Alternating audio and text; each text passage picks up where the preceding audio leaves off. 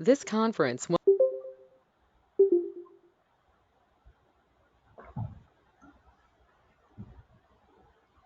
Welcome. Just a quick housekeeping note before we go ahead and get started and Christina kicks everything off. If you are a panelist or a moderator, we would love for you to keep your camera on so that while we're recording the session, all of your faces will be recorded. If you are not a moderator or a presenter, if you would please make sure your webcam is turned off. This entire webinar is being recorded and will be available for all participants. If you have questions during the session, you are more than welcome to enter your question in the chat feature. It automatically defaults to everyone. So if you want to send to a specific participant, you just need to change who it is sent to. And we will make sure you're on mute also, so there's not a ton of feedback or interference. And I will go ahead and turn everything over to Christina. All right, well, thank you all for joining us. I see that there are a few who have just popped on. Just to remind you, if you are not one of our panelists, please turn off your camera and turn off your microphones, or else we'll be recording you. So we just want to make sure everybody is prepared for the meeting. All right. I'm not muted now. Okay, so we are recording now. Welcome everybody. Dion, do you want to kick us off? There we go, take that off mute. Thank you, Christina. I wanted to say thanks to the participants for making time for this. Obviously, not just Birmingham, but communities across America are really facing a new reality right now. And so one of the first things that we did was huddle up and figure out what were some things that we could do, some low lifts, but immediate lifts that we could take and to deliver value to not just TechBirmingham members, but to our entire ecosystem and quite honestly, our entire community. And so that is really the goal of this webinar. And we intend to do this as a series. We have a number coming up on a weekly basis that I encourage you to all check out. But at the end of the day, we want to make sure that we're providing value. We're offering up something that everybody could use. So that is the essence of what it is that we're trying to do here. So we want to lean on you all. Obviously, we are going to figure out more as time goes on in terms of the technical needs that you all may have in terms of the personal needs, how to manage a new work environment, how to maintain productivity. What are the cybersecurity implications of this new reality that we're in thanks to COVID-19?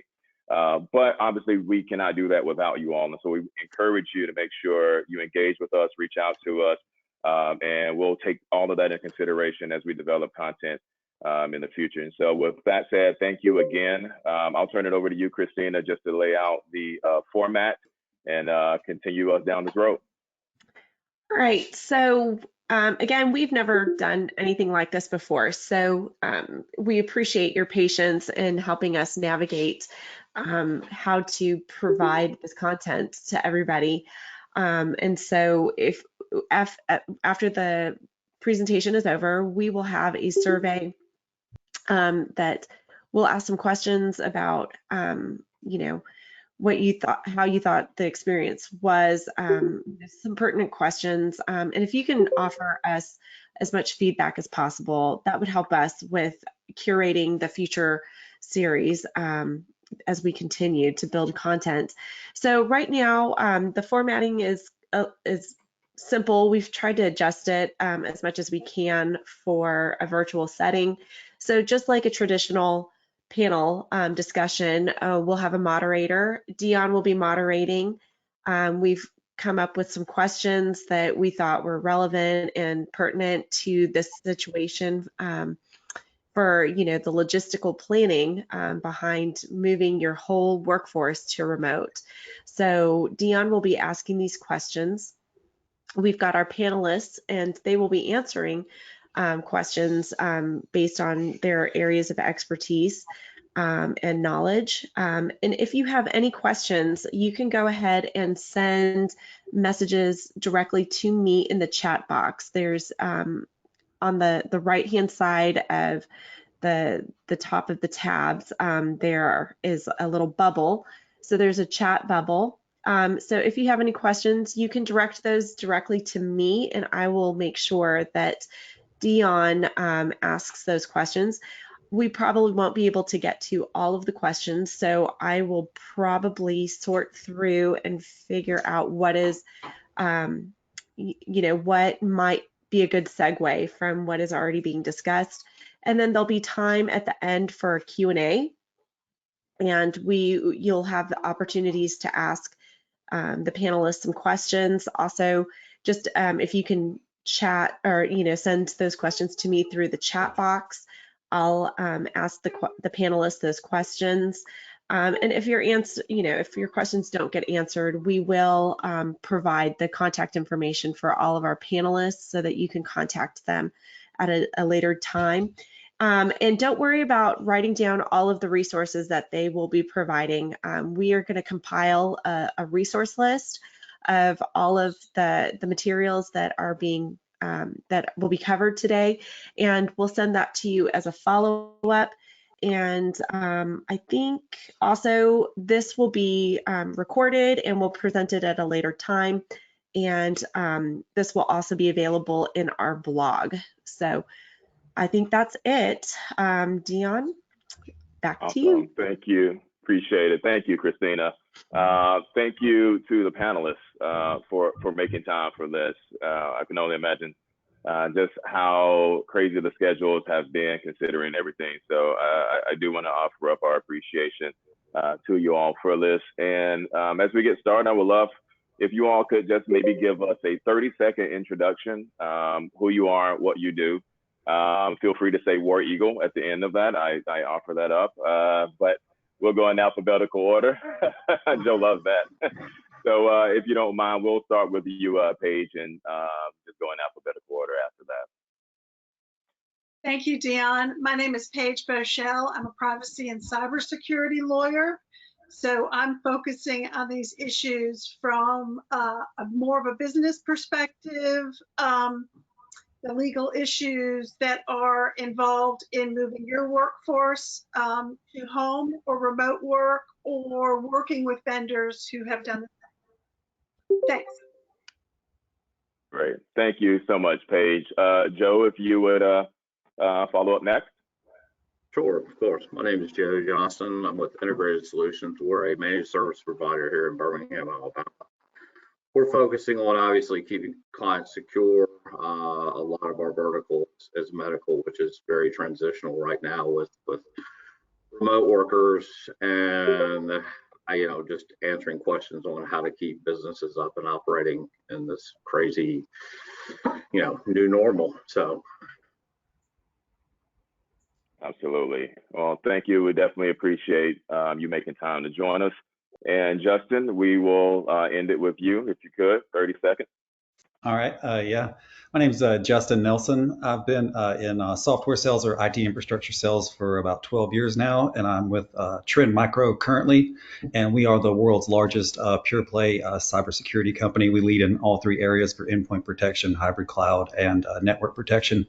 And we also have two labs inside our company where we do more threat research than any other group in the world. And we have about 6,000 employees. We're $1.8 billion traded on the Nikkei. We still have the same three founders, Steve Chang, Eva Chan, and Jenny Chang. So really great company, really good culture, just looking to kind of help people out, give back to the community, and kind of help folks out through this interesting time right now. Absolutely. Thank you, Justin. And I'll actually start with you. Trying to lay the infrastructure for remote work has been something obviously talked about for a while, but I don't think there is an analog to what we are experiencing right now in just how much of a demand was placed on remote to work infrastructure and how suddenly companies and individuals had to appreciate the complexities, just everything that goes into that from a management side, from an actual employee standpoint. So if you could, what are some of the thoughts that you have around that, and have you been able to identify any insight that'd be good to offer up as well? So at Trend, we have a feed called the News Bank, and we have these different experts that send information about threat alerts and different information that's going to help us to help our customers. And what they started sending around was a lot of information from GitLab, and GitLab is the world's largest all remote company. And so they pretty much have a manifesto on what remote working looks like, kind of the good architecture for it, and then they've got some great tips on how to do it individually. But they also have some great techniques just for this issue right now with coronavirus. So their first step is establish a remote leadership team, establish a handbook, establish a communication plan, minimize your stack. If you're one of these traditional companies, you're not going to be able to have VPN access or on-premise access to some of these tools that you're used to having. So you're going to need to, and everyone that you read on anything, establish a chat communication, Skype, Teams, Zoom, GoToMeeting, establish some type of chat, phone communication. And then for the person individually, when you get home, you need to carve out a dedicated workspace. You need to separate, be able to function on, have to separate work from life. Don't stop engaging with people, still reach out to people, avoid loneliness. Respect your routine, but also be fine with things that have to change, and make sure you're okay with change, like embrace the change, because there's a lot of companies now that are big on having that in-office experience. And so their culture is driven by being in the office and seeing people and working in that. They just have that experience of the office. And so the leadership has to be mindful to let these people adjust to that process. And then also the company adjust to, having to work remotely now, as opposed to what they've been accustomed to doing for the past, 5, 10, 20, 30, 40 years. Absolutely. Thank you for offering that. I think that's a good segue, Joe. If I can go to you. So Justin kind of gave us some tools and services for the companies that they might not have access to a large IT team. They might not be familiar with it, maybe as a 2 to 3, 4 person shop. Are there tools, are there resources out there maybe that you can share that still allow them to participate, even though they might not have the resources at hand? Oh, certainly. There's, there are companies have stepped up, larger companies such as Cisco, Trend, Axient, have stepped up in giving out free usage of some of their products. We've seen some companies take advantage of that. The pitfalls to that are unfamiliarity with having to move workers remotely and quickly, but still maintaining your business. Our experience with this is that most companies had a business continuity plan, but this was totally off guard for what they were experiencing.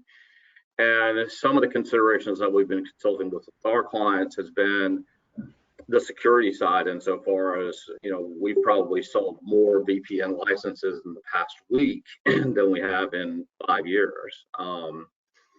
We've consulted closely with our clients. Do the actual people that are, when you're requesting these licenses, who are they for? Are you're going to segue out to just your managers where they have, really unfettered access?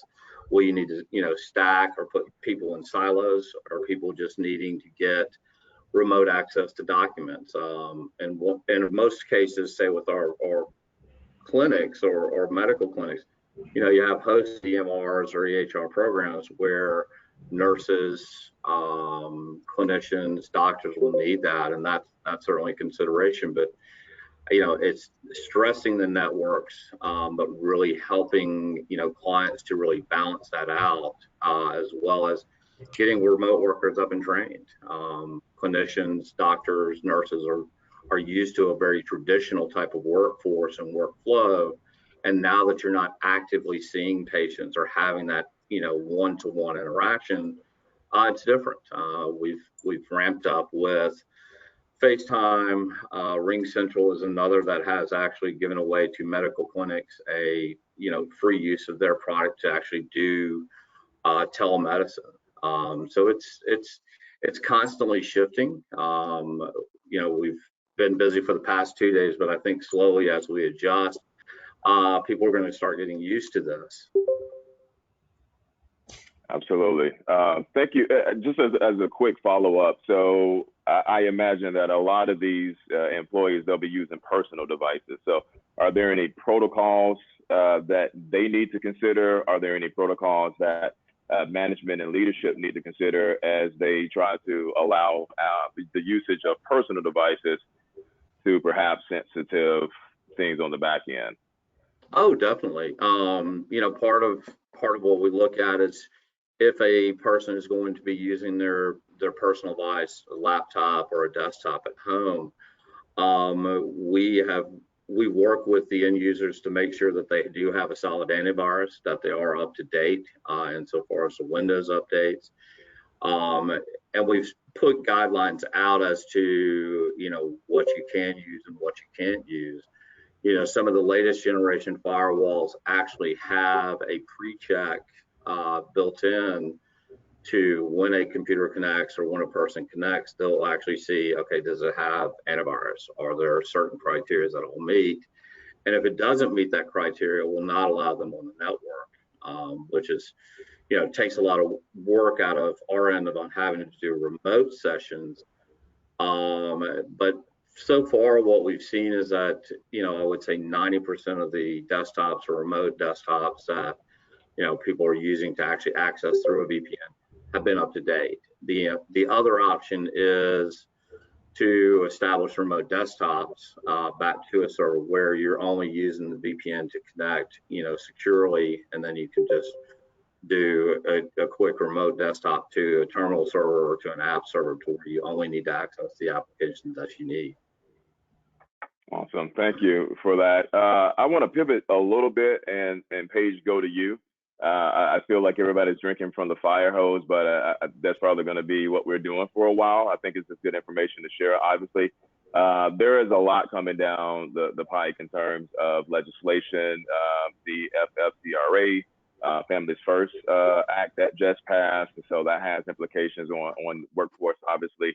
What are some of the best practices maybe that individuals and companies could be committing to as they just figure out what their exposure is, what they will be impacted by, what should be top of mind right now is another way that I want to put it.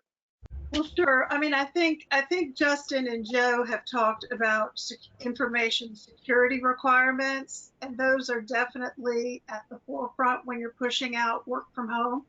We're seeing three types of businesses: smaller to medium-sized businesses that have no work from home, no remote workers; medium-sized businesses that have a fair percentage of remote workers; and then large companies who maybe have a small percentage. And so we're seeing that folks who can build on an existing infrastructure, whether they're large companies ramping up scale, are tending to do better right now in the current environment. But I think it's important, even before we consider new and pending legislation, for businesses of any size to sort of look at what their existing policies and legal requirements are. Because although we are anticipating some grace in certain areas, we're not likely to experience grace in information security or privacy. So you mentioned personal devices. A business should look at their own BYOD, bring your own device policy, the existing policy, to see how that can be built on and used. Joe mentioned the business continuity policies. Sure, a lot of them have not really contemplated anything directly of this magnitude, but you need to show that you're complying with your existing policies first and that you're building on those. In the short term, you really need to look at what the states who are declaring emergency, what those declarations and orders are. For example, you'll be much more pressed if you are operating in a state that has an imminent shelter-in-place order, right? That ups the urgency in getting your workers situated. Some of these issues were focused primarily on what businesses can do with their own employees. but businesses have to deal with this with their vendors' employees, right? So even if you're one of those well-situated businesses, you're medium size, you have a good size remote working group, and you've got scale to build on, you may have a small vendor that all of a sudden is building this from scratch. And so you have to look at the new legal requirements, the legislation that you've been mentioning, the state declarations of emergency. Some state attorney generals are issuing guidance. The federal regulators, particularly on the banking side, have been issuing some guides. The payment card industry, PCI standards, they have very high level of compliance certifications for taking consumer card-based payments. So you want to see how you can do that from home. So it's a balancing. You're trying to make sure that you're leveraging your existing policies and your existing compliance with situations that don't quite fit, which is what Justin and Joe were talking about, and then also new requirements. So that's just kind of a high-level overview. But you want to look at your contracts, particularly your vendor contracts. You want to look at your insurance.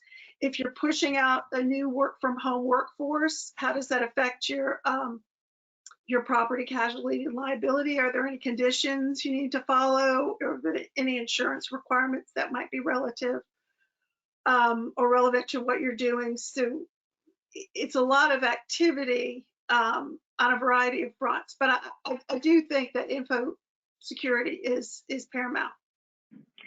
As a follow-up to that, I think before we even started, somebody received a phishing scam via email. That was Christina. Christina wisely turned that down. But we're obviously going to see an uptick in that page. And what could you offer up to make sure people stay protected? What do we need to look out for? Just what are the considerations around this? The FTC, the Federal Trade Commission's website at ftc.gov is pushing out really great information about coronavirus scams, whether it's phishing or, those of us who have children in college, we're familiar. There's a, widespread scam about calling grandparents and saying you're the grandchild and you have to have money wired right away. We're now seeing a virus slant on that. So the FTC has done a really good job of monitoring and publicizing those types of scams. The local state attorney general, state government, local municipal government like Birmingham have been advising consumers. That's all important. On the business side, the focus is really more on more sophisticated phishing, like business email compromise. As you're scrambling a lot of people out the door, it's easier for an employee who's unsettled, because of the virus and because of their family and because of the business changes, to maybe let their guard down a little bit or not be as vigilant about an email that might come in from a superior to send a payment a different way because these are different times. So we're seeing quite sophisticated business email compromises, and the FBI is doing a good job of publicizing that and reporting rather large losses already. So there are a lot of government resources out there. Thank you. And just to kind of stick with this, we actually have a question, if I can offer that up now, from Allison. She asks, what about companies that are part of a corporate group, offices in several cities? Right, so that just makes it exponentially more difficult from a legal perspective. I'll defer to Joe and Justin on the InfoSec issues, but you have to look at what local municipal and state governments are requiring. You have to be mindful of employment laws, right? If you have certain employees that have accommodations under the ADA, do you need to deliver their ergonomic chair to them at home? I mean, there's a variety of issues, and it does become exponentially more complicated the more jurisdictions you're in, particularly those businesses who use offshore vendors. But I'll let Joe and Justin talk more about the InfoSec side of that. Yeah, just go ahead and expect. Absolutely. Justin? Yeah, expect the spearfishing campaigns to be on an uptick. We're already seeing that they're recycling some of the old spearfishing campaigns and just giving them a coronavirus COVID ID kind of update.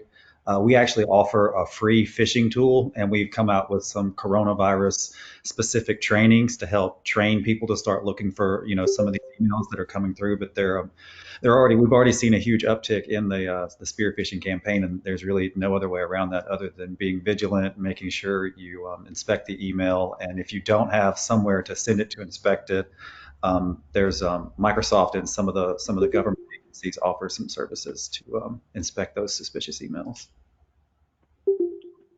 Thank you, Justin. Joe, anything that you would like to add to that? No, I was just going to confirm with Justin on that. I mean, there's certainly free websites, Trend, and with some Microsoft websites that you can actually send. Say if you get a PDF attachment, that seems to be the big one that's hitting people right now, that you can actually upload that PDF and have it scanned virtually to see if there's any viruses attached, malware attached, bad links attached, and it will come back and confirm. We are cautioning people obviously to err on the side of caution if they receive an email that they don't know, or if it just looks suspicious. We still get daily emails of, hey, is this safe? And we can look at the header and it's like XYZ at xyz.com, but it's saying it's coming from FedEx. We're seeing a lot of FedEx, and going back to Justin's thing of upticks, we're seeing a lot of FedEx. Hey, we're tracking your package insofar as your Purell or your hand sanitizer that's on its way or it's been delivered. We've had several users click on it. Luckily, it takes you to a site where you have to put a username and password, and look, they've stopped at that point thinking, I didn't order hand sanitizer. So it's people are very, very cautious today, but there's still a lot of opportunities of spearfishing, and especially coming from considering the nervousness and people are on edge that we've all seen these, hey, I need you to order 5 gift cards coming, that looks like it's coming from the boss. We've had several users, and months ago that fallen for this, but we're seeing those as well being very, very, because they're catching people off guard. Absolutely. And you mentioned hand sanitizer. So for the folks who don't know, everybody in one way or another has been a supporter of Alabama Cyber Now the Cyber Now Summit, and Paige has given us a boatload of hand sanitizers the past 2 years. Who knew they would come in handy now? So we will not disclose that. I will tell you, the majority of my family is in the DC area, and they weren't able to buy hand sanitizer weeks ago. So I ordered a bunch of them from the same promotional company and just put my family's name on them and sent them north. That is outstanding. Yeah, thank you, Paige. You've been a lifesaver. Let me tell you, these have been currency. We had a hackathon a few weeks ago, and all of the volunteers were spraying the kids down throughout the whole event. So thank you, Paige. Yeah, appreciate it, guys. Hey, so Justin, if I could go back to you, are there any tools? You've given us some great resources now, obviously. Are there any tools that you would like to add in addition, or maybe just some resources that have kind of risen to the top? Because we're being flooded with information, obviously, and just given the work that you and everybody else is engaged in, I think you all are probably best positioned to help us identify what some of the best resources are right now and how to sift through a lot of the noise. Yeah, Microsoft put a great blog post out, and they're offering a lot of great tools. So if you don't have your Active Directory in the cloud, now would be a great time to do that. That's a great way to secure and make sure you have secure access. If you do have people using home computers, we got the order that we can give away as much of our top tier consumer product, maximum security, as people need. So if you need 10,000 licenses of maximum security, which is the home product, I can give you a link and you can send that to as many people as you want to make sure you at least have 2020 version and an up-to-date antivirus on it. And then there's Ring Central, I think even Microsoft is offering free Teams. I'm sure Zoom is offering something free. So there's all kinds of tools and different things you can get out there to, set up the remote workforce, as well as make sure that you're secure. So, but the phishing, there's no way around phishing. It's just that's the layer 8, the human interaction. So you just have to be vigilant and pay attention to your email. Awesome, thank you. We'll definitely be on the lookout for that link. Yeah, I've got all of these links. Bring that up. Joe, we'll just go to you. Oh, thank you, sir. Joe, is there anything that you would like to offer up as well? Yes, and that's interesting because we had conversations with people that we have signed up some of the free services with, and they've asked about what happens when these end. It's very important for our standpoint, insofar as a managed service provider, to be able to keep track of their network and what's being installed. So at the end of this crisis, or as we turn to somewhat a less new normal, making sure that those either get uninstalled, or if it's proved to be a useful tool, to continue to use it and make sure that it gets converted. One of the things that obviously is always of concern is the rush to push something out for free. Are we taking all the considerations of security, in the background? Most have put the time limit of the end of June, which is anticipatory of this ending, but will stuff still reside either on your servers? Are they capturing information in the background about you, about your company? And the hacker community, or insofar as that, is taking a 360-degree look at everything that is out there that they could exploit and can exploit. So making sure that key is keep track of what you install, follow the protocols with establishing secure passwords. Just don't use password 123 for Zoom or any one of your things that you're trying to spin up very quickly. Do realize that if it is quick, that mistakes are often made or can be made, and that's critical. Thank you. Appreciate that. Paige, any tools or any resources, any advice maybe for people who want to stay current with all of this going on, but don't really want to be overwhelmed? That last part is the kicker, really. I would not recommend Facebook right now. But as I mentioned earlier, the FTC has a lot of great resources if you're looking strictly at ways to protect yourself from financial scams or other consumer harms. Again, relying on state government and local government issuances can be helpful. Personally, I like to read some of the scientific studies that are going on. I'm sharing my nerd with you, but I don't know that that's for everyone. But I think one of the most important bits of advice I've gotten at work is to really, really show each other grace at this point. We're talking about being hyper vigilant because the phishing and BEC scams are ramping up, and some of them are very sophisticated at a time when people are working longer hours in chaotic circumstances and have a lot of personal and family concerns. A lot of us have families all over the country. We have older relatives that we're concerned about. So I think that just the focusing on taking a deep breath and realizing that everybody is stressed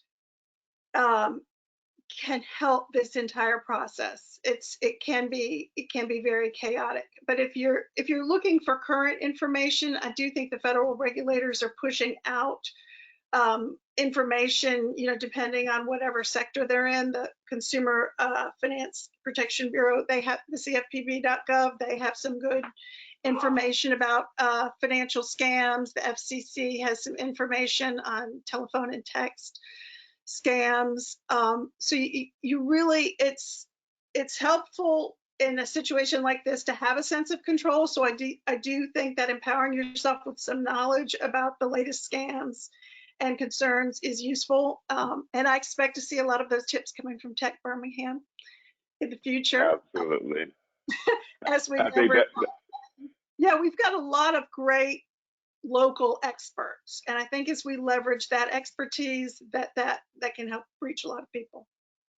Absolutely. Thanks for offering that up, especially the part about extending grace to everyone, because while it might not be technical in nature, it is going to be critically important just to make sure we meet people where they are, and we understand that we're all just trying to navigate this as best we can. So thanks for offering that up. And regarding the links, Rebecca will be sending out some of the resources from this, and of course, we intend to continue to be a resource to the entire community. So and if you have any questions, maybe some emerge later, and this is for the audience participants, be sure again to reach out to us, sign up for the newsletter.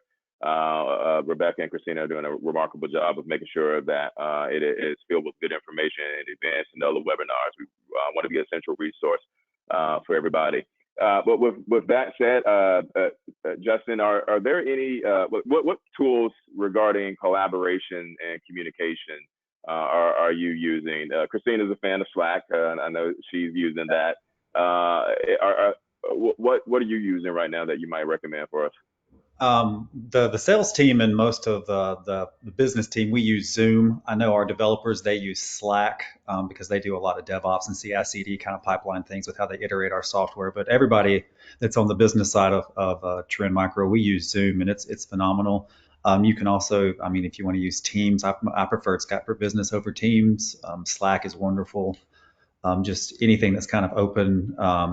You can also use Dropbox, SharePoint, anything, Office 365, but make sure you're paying for these services if you're going to use them. Google has some applications that are out there too, but make sure you're paying for those so you can get a little bit more security.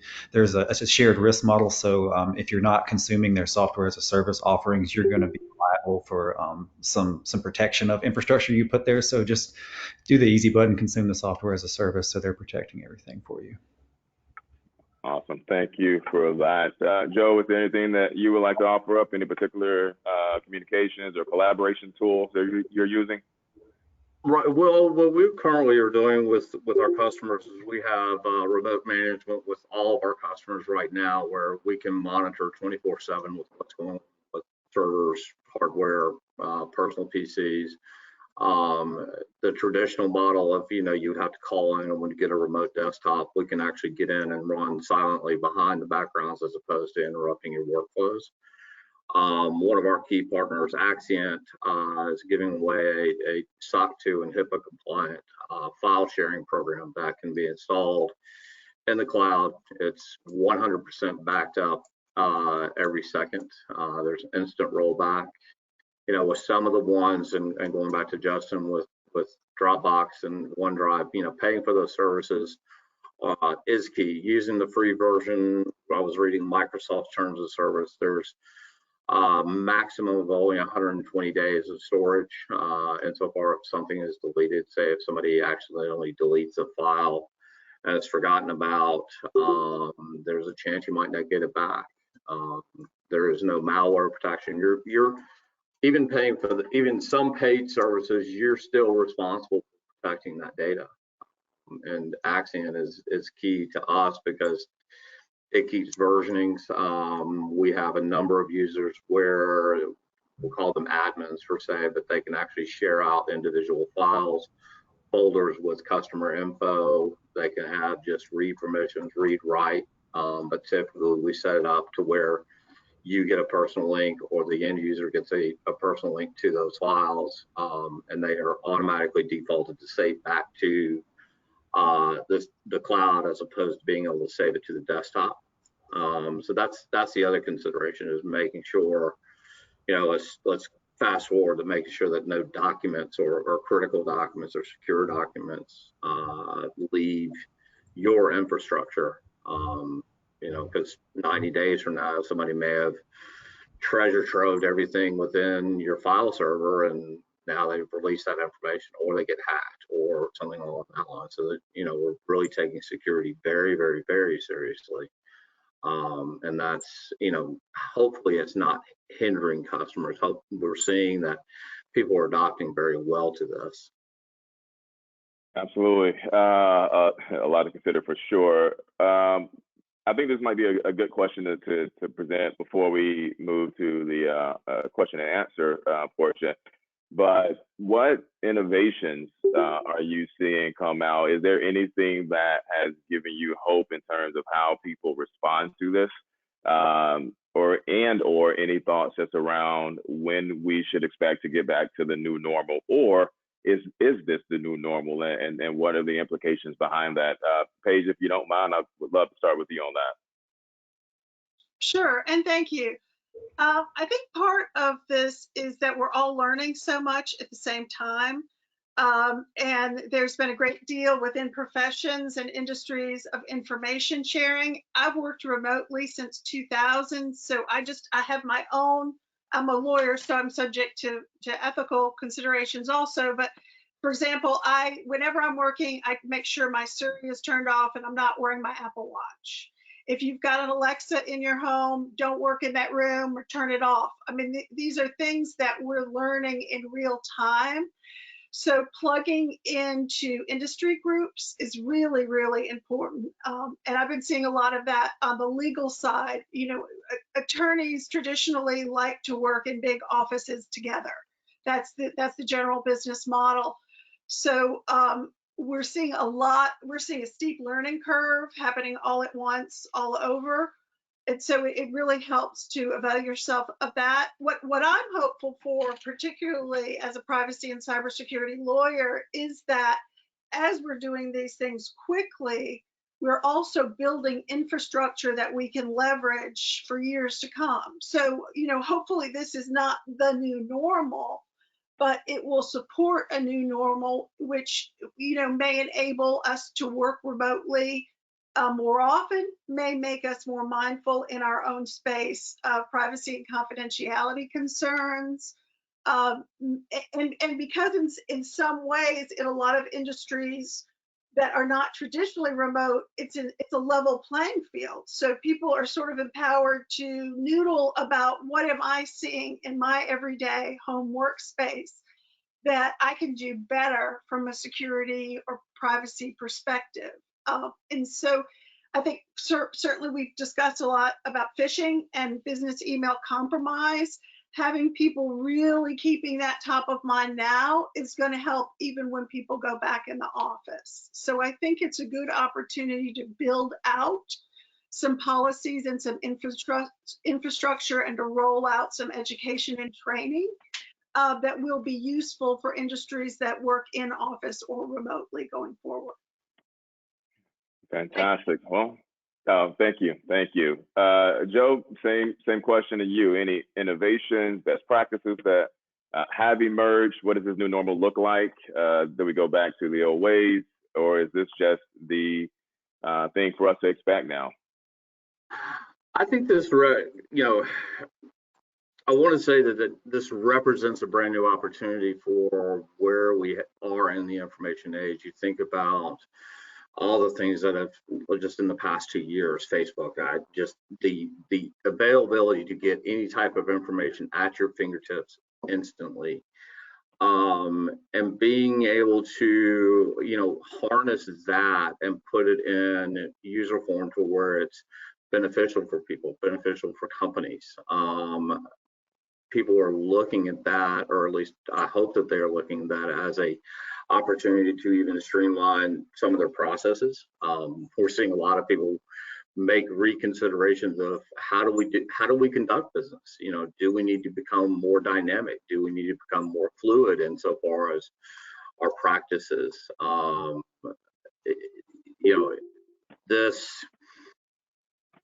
It's a scary time, I think, for everybody. But what we're seeing insofar as clients that I interact on a daily basis is that there's a sense of worry, but there's also sort of a sense of excitement because it is going into a new normal.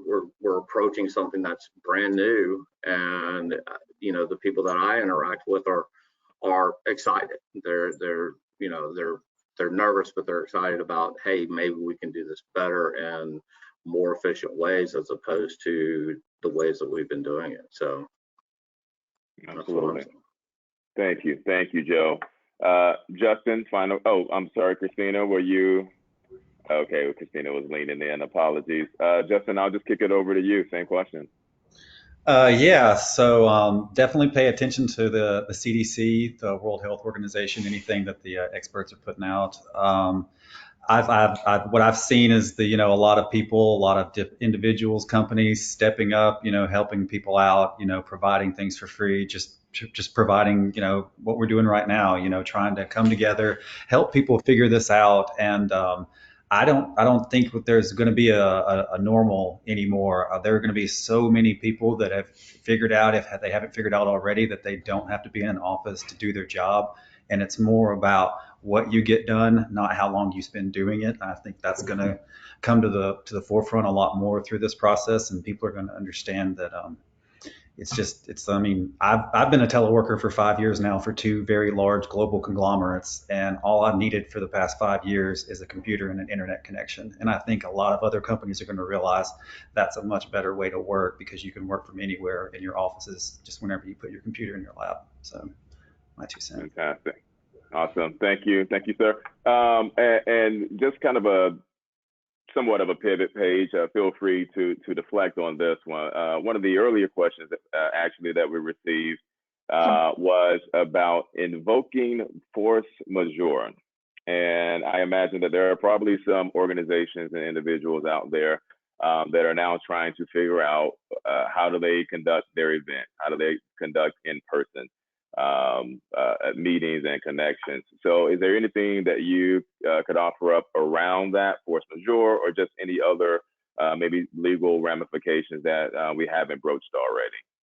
Sure. Well, I think if you're looking at your contracts, if you're having trouble fulfilling your obligations to someone else under your contracts, or you're concerned that one of your vendors or suppliers isn't fulfilling their obligation to you, and you want to see what your options are, you definitely go to force majeure. And the traditional old school force majeure is acts of war, terrorism, acts of God, weather events. And so if your language is drafted very broadly, arguably this is covered, particularly if you're in a state where there's been a declaration of emergency.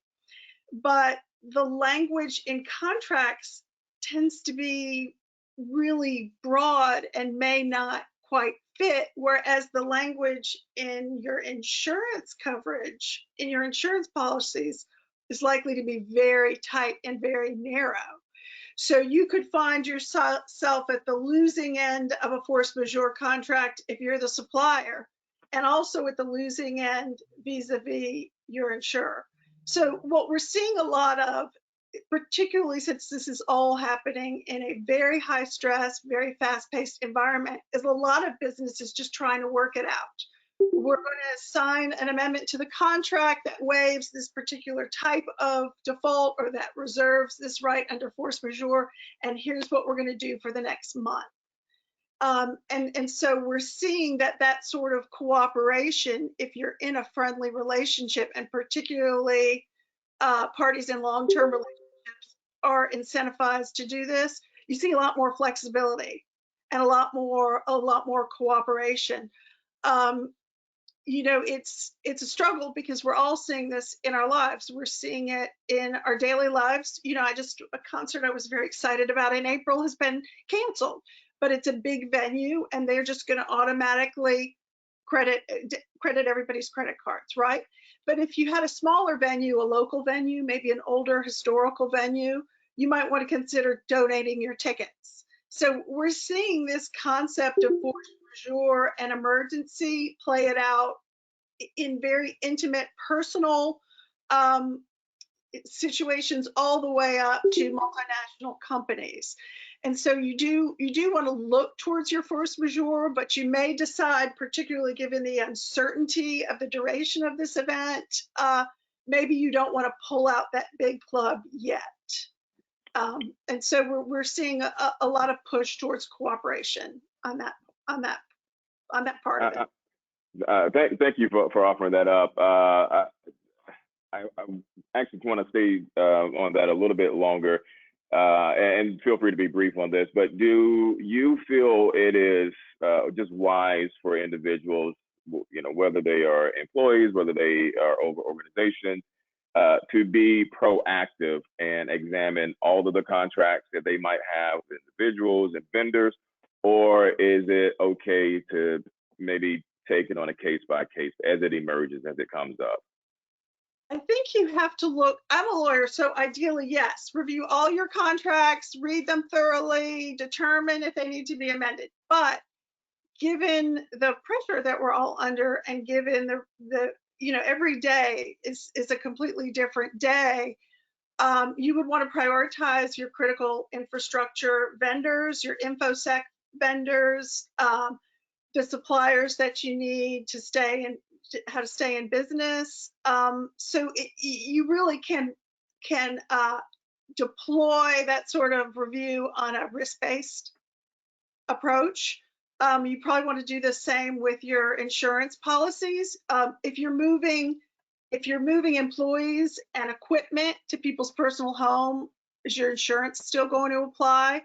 You might not have the time to really look at all of your property and casualty provisions before you deploy everyone, but it's a worthwhile exercise, and there may be some insurance policies that are more critical that you want to look at while you're making these decisions.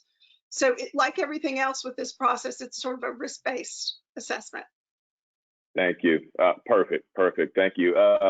Joe, is there anything that you want to offer up in a similar vein in terms of just what we need to be doing right now? What do we need to be proactive? What's the posture that we should take as individuals and organizations? Going back to what Paige is saying, I mean, that's certainly thoughts that, we haven't considered, and I'm sure the companies have, what we've been stressing with people that we have workstations that have been sent home is treated as that this is your workspace. Lock your keyboard, make sure that it's secure, make sure, that the item can't get stolen or misused.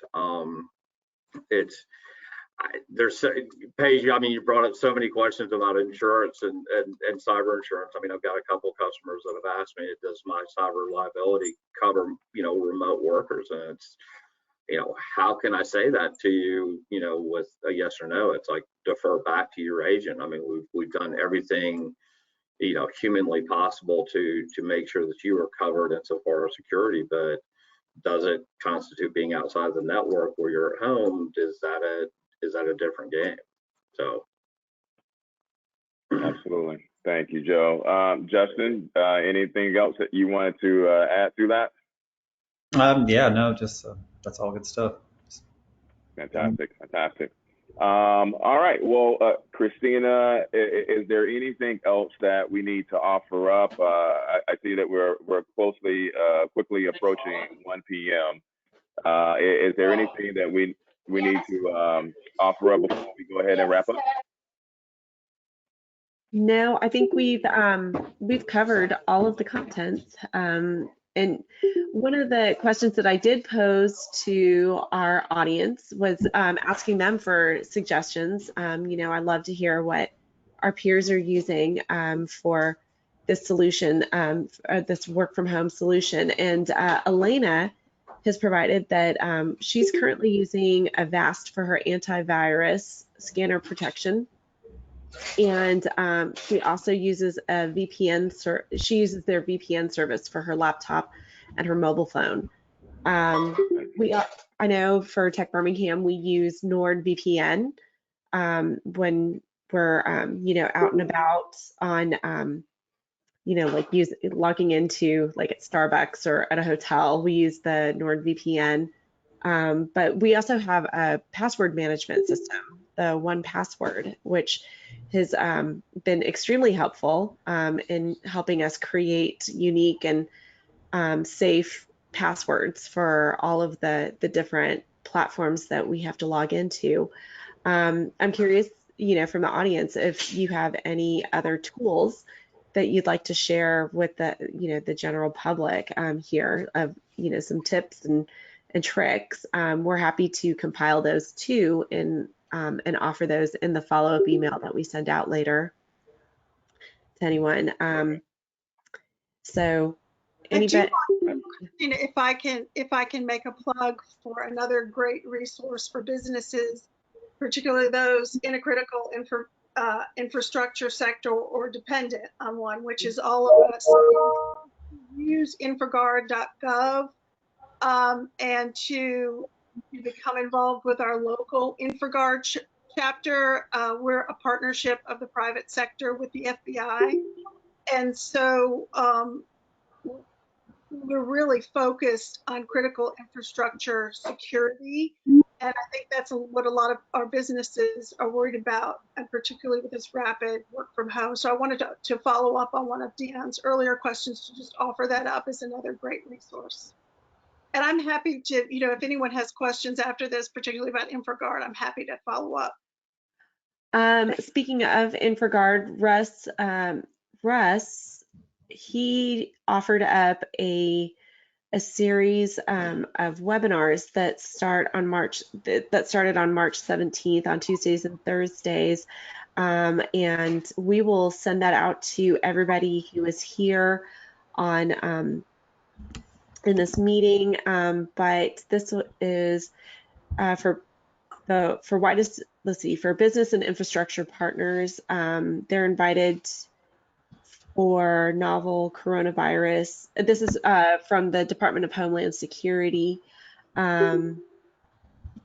This looks actually very interesting. I won't read all of it, but this will be made available to everybody who is on this meeting.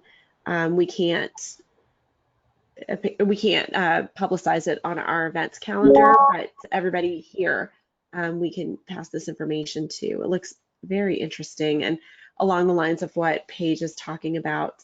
The Scott Fenley, he recommends using LastPass for a password vault.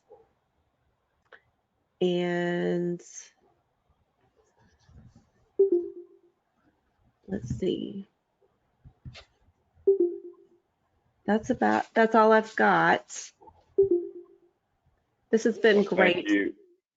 Absolutely. Thank you to Scott, to Russ Dorsey. You've heard InfraGard mentioned. Definitely appreciate the partnership that they have with us, in addition to Central Alabama ISSA, obviously in the Cyber Now Summit that we put on together. And so I think this is just a great opportunity for us to wrap it up. Before we do, thank you to the participants for joining us. Really appreciate the time. Again, we want this to be a resource for you all. So reach out to us, email us, call us. It doesn't matter. Let us know what you're hearing, what you're thinking, what your concerns are. We do intend to do this weekly for about 4 or 5 more, and then probably move to a monthly format. But at the end of the day, it's really about making sure that we're providing value. And we can only do that if we know what you all are interested in. So I encourage you to connect with us. Definitely make sure that you are a member or your organization is of TechBirmingham. Obviously, that support allows us to do things like this. So we will look forward again to you all joining us next week. And sign up now. I also want to say thank you to Paige, to Joe, to Justin. Really appreciate the insights and just everything that you all do for our ecosystem. It's greatly appreciated. Karen and the Social U team would be remiss if we not say thank you for helping us navigate this. Christina, thank you. You are a unicorn, absolutely. Cheers and props. Rebecca, you cannot see her wonderful, lovely mug, but Rebecca Dobrinsky, again, is just an amazing individual. They both are responsible for cleaning up my messes. So we will let you all continue to drop off. Again, engage with us. Be on the lookout for those links and that survey as well. So thank you all so much. Have a great day. Thank you.